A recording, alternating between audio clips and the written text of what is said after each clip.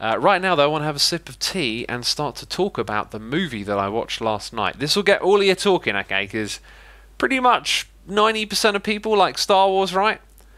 And I don't know who those other 10% of people are.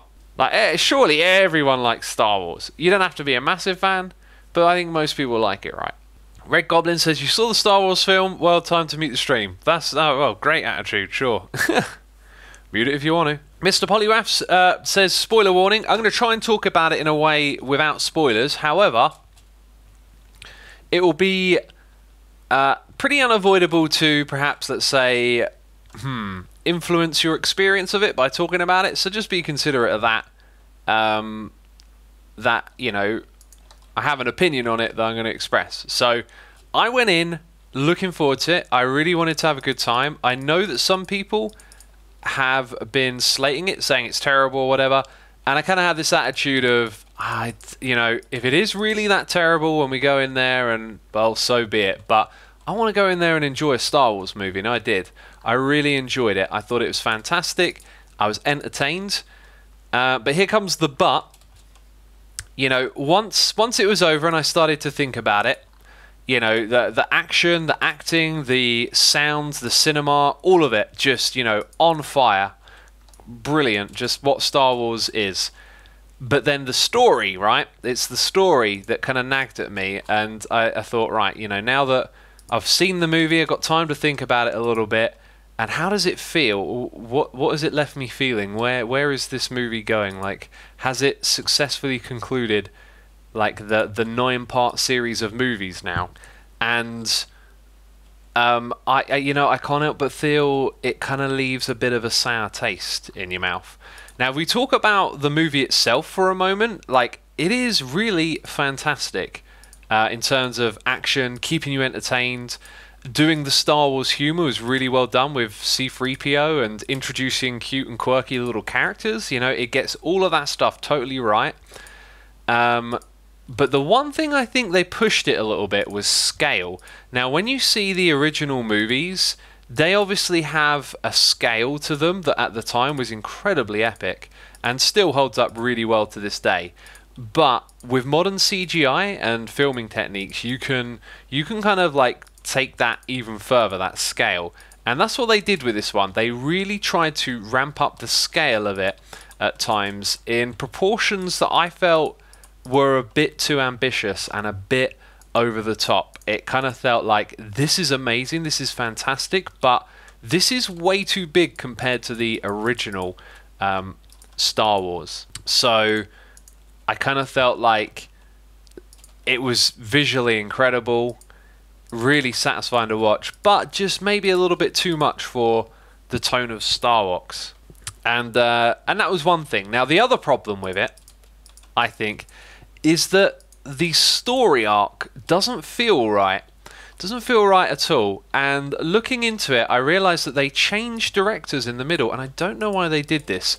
J.J. Abrams has like proven himself to be very capable hands for handling something with as much, let's say, sensitivity and passion from fans as something like Star Wars. And I thought the first movie that they did in the trilogy really was about, I think, just bringing Star Wars back. It was almost like a clone of either the first or second movie, or maybe a combination of both. It felt very well done, start to end, and introduced us to the new characters, which it's that's kind of its purpose, to get us into new characters, because obviously we need new characters to carry the Star Wars story forward.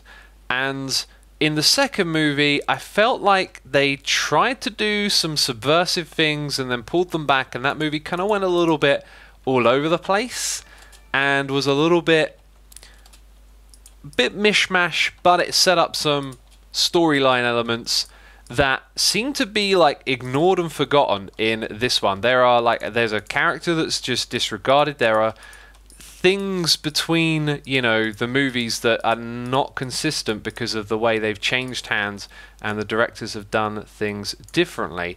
So this movie kind of ends with this feeling of, all right, you've pulled it round, you've wrapped up the story, but the arc between the final three don't really make a lot of sense of each other. They don't have a sense of epic. What they've also done, where they've abandoned one character, is brought back another one, and it really just makes things feel like they're going around in a circle. You know, the whole having a Death Star again, kind of, yeah, you know, a little bit, and we've seen that, but then it kind of happens again in yet another way, and it will leave fans like myself sort of wondering a little bit. I don't get too over invested with this stuff, but like there's some bits about it that kind of don't make sense, and that is unfortunate. I'd like to just turn it over to chat to see what people think. Flatlanders Hers says, I really like The Last Jedi. To be honest, it's probably my favourite of the newer films. I'd say it's probably the best as like a movie on its own. It's when you factor in the other stuff that it gets a little bit iffy. Yeah, it'd probably be my favourite of them as well, although it's fresh in the mind. And the other thing is, like, I'm not sure when we're going to like see these movies again. You know, I'm not one for rewatching stuff too much, but maybe at Christmas or something like that, you know, in the future we might end up watching these new movies, you know, as a family or something. You know, you'll see them again, and I think with time we'll learn a little bit more about them as well. Mr. Polymath says, I agree with X pretty closely. Enjoyable in the moment, but seem to try to ask too much of it. Yeah. Star Wars sucks / sarcasm. Haven't watched any of the newer ones, but the first trilogy was great in so many ways, says DS. Yeah, and you know, I think you can kind of leave it where it is at with those first 3 movies. That's the weird thing about, you know, them trying to continue it, is that they haven't added anything that the first 3 movies don't have, to be fair. I think the characterization in the new 3 movies, the characters they presented, could have really been greater, but they were just not quite handled right. And I think Rey's character has probably been handled the worst, no fault of her own as an actress. Like, just the way her story arc is just sort of like, it's like words. It's like a couple of words that the mystery is now solved in the 3rd movie, and it's kind of like, well, that's it. That's your thing as a character, and it's just a bit cheap. X, The Rise of Skywalker feels more like a Star Wars film than the previous one did, but you can see the hate between the directors of the previous film. Remember the love story in The Last Jedi? I'm getting real confused with all the movies now. The Last Jedi is... No, wait. Which one's the 6th? Original 3, 6th, right? Empire Strikes Back and then something Jedi. Return of the Jedi, not The Last Jedi. It's so confusing. I'm terrible. What would really finish would be a 3rd bonus. 3 original, 3 prequel, 3 sequel, and 3 bonus. You know, if they try and milk it for another 3, that'll be a thing. I have a question for all of you. Now, I remember this when I was a kid, but there were Star Wars books that the movies were supposedly based on, right? So, apparently, there were books written for the movies. So, the first 3... There were 9 books written, and they made the middle 3 as movies. So I was curious if that's accurate. How much did they stick to the books in this movie? That's what I'd like to know. The books were good. I also grew up with the Clone Wars and animated series, says Brian LP. Yeah, not to confuse it with like modern books that they've made, modern like IP based around Star Wars. I'm talking about the original books. So the original 3 movies were based off of the trilogy of 9 movies. 9 books. I've also got a feeling the books weren't like finished or written in the correct order either or something. Or maybe like 6 of them were written by the time they started making the movies. The first movies were made, then the books were written that were supposed to be canon, but the movies did not stick to them. Oh right, so the movies were actually first, okay. The books were discarded. George Lucas wrote the book but didn't release them to the public. After the Origins trilogy, new books were written and considered canon. When you say considered canon, what does that mean precisely? So, 2 people have used that phrase now, and now I realise I'm not entirely sure what that means. Canon is the base law. Canon means official law. Ah, okay. So the books would be considered the original law. So perhaps it means that, I don't know, Disney disregarded it? Has anyone read those? There is a reason that George Lucas wanted to stop at 6 movies. He created Star Wars to be the story of the rise and fall and redemption of Anakin Skywalker. Episodes 7 to 9 destroyed that notion. Yeah, that's a really good point, actually, isn't it? That's a really good point. That's the storyline arc, and now episodes 7, 8, and 9 aren't really attached to those, which is fascinating. Oh, and Fuse says first book 1976, first movie 1977. Ah, so the books were written first. That's what I thought. What do you think about The Mandalorian? Have you seen it? I haven't seen it yet. I'm looking forward to watching it at some point in the future. I'll get to it eventually, you know.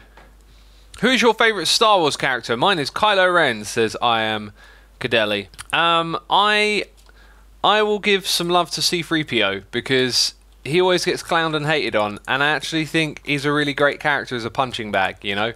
Like, his kind of annoying and quirky little things that he says, I think that's a great sense of humour right there from, like, the writing perspective. As for other characters, I mean, Darth Vader's kind of classic, right?